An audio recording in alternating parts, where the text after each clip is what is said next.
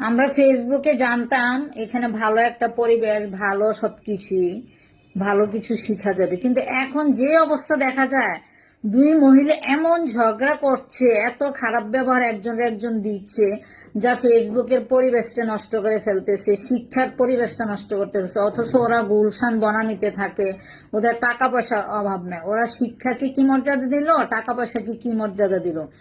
আগেকার দিনে মানুষ গ্রামে গঞ্জে বস্তিতে ঝগড়া লাগলে আমরা দৌড়িয়ে যেতাম, সবাই দৌড়িয়ে যেত দেখতে। এখন ফেসবুকে এসব ঝগড়া চলছে। এই দুই মহিলা একজন একজনকে বলে ইঁদুর মুখী। কে জুস খায়, কে জিম করে, এগুলো বুঝি একটা কথা হইতে পারে? অথচ ওনাদের শিক্ষার কোনো অভাব নাই, ওনাদের কোনো পরিবেশের অভাব নাই। আসলে এইসবগুলো করা মানে বস্তির থেকে আরো খারাপ ব্যবহার করা। বস্তির লোকেরা তার থেকে ভালো আছে। ঝগড়াঝাটি এখন আমরা বস্তিতে যেয়ে দেখতে হবে না, প্রতিবেশীতে দেখতে হবে না। যে গ্রামে গঞ্জে আগেকার দিনে সবাই দৌড়াদৌড়ি করে ঝগড়া দেখতে যেত, এখন আপনারা সবাই ফেসবুকে দেখবেন। ফেসবুকে ঝগড়া দেখার জন্য সবাই দাওয়াত রইল।